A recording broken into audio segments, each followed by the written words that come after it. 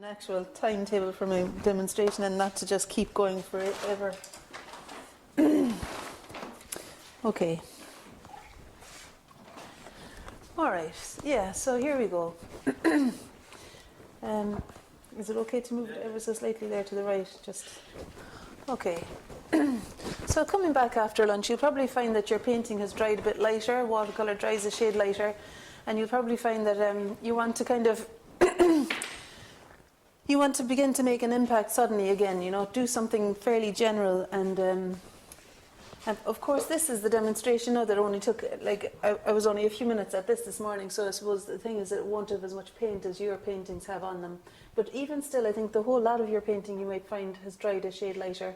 And in that case, I think then you might be wanting to implement some deep tones again and just kind of take back, begin to, pull things out again.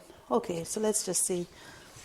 So I'm going to use the sap green again with the cadmium red because I want to find something to describe the shadows on the face on this side. And coming down for the neck as well, it's quite, that's not a bad colour for the neck actually. It's got a bit more of the green than the red in it.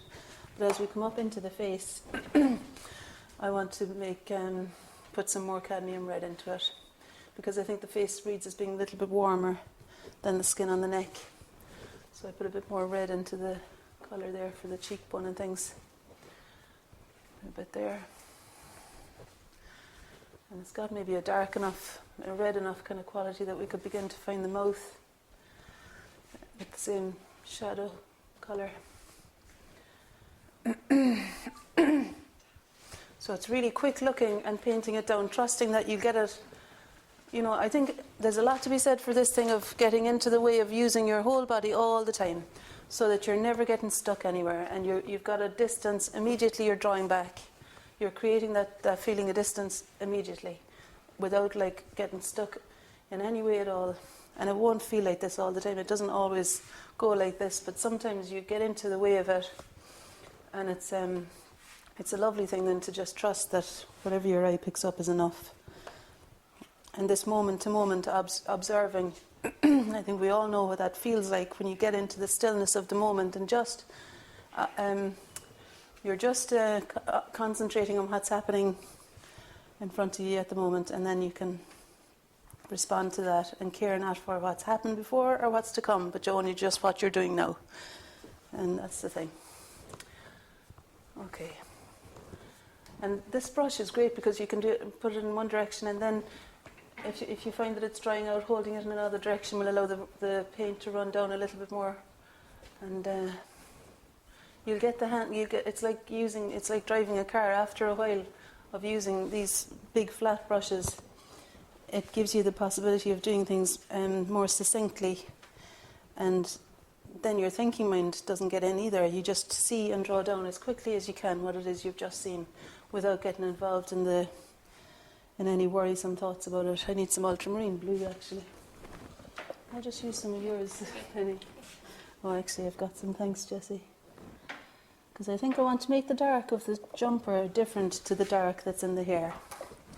Do you see how that's the same as that? And it's not very satisfying to me, the two the same. So I'm going to put some ultramarine blue into the colour.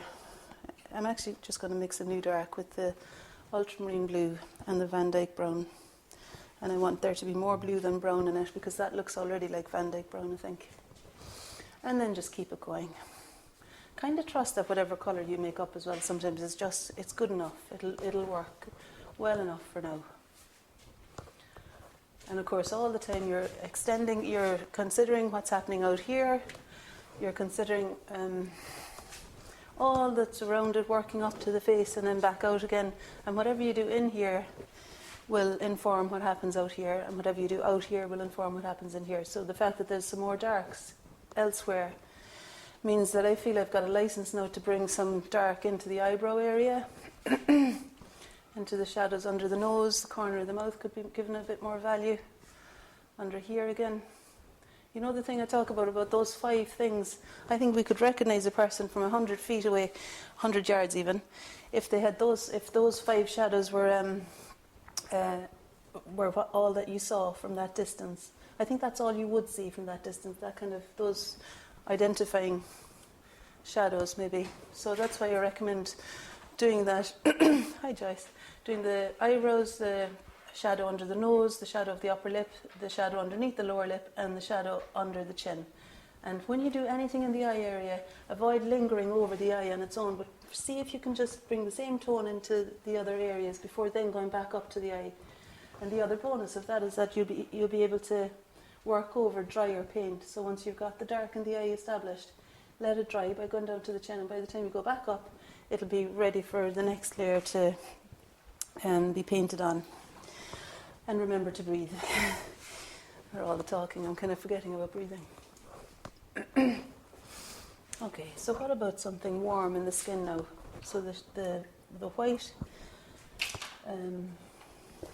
the white is a bit, I don't know. I think I'd like to put some warmth in the skin. That's all. So looking at the orange that I have here, it's a nice cadmium orange. It's actually, is it Windsor orange, Rona? It's Windsor orange, is it? And it's red shade. See that?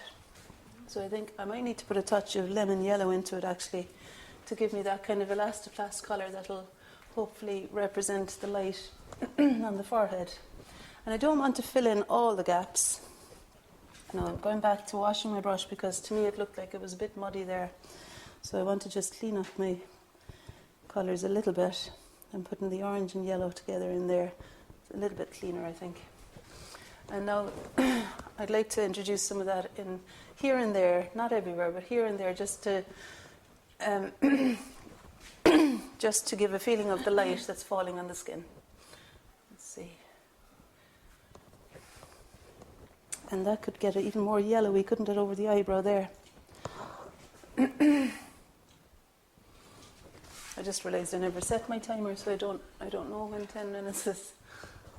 Maybe there's about another 3 or 4. I don't want to demonstrate for too long because I'd like you to be lively enough to kind of, you know, not feel like you're just sitting watching for ages.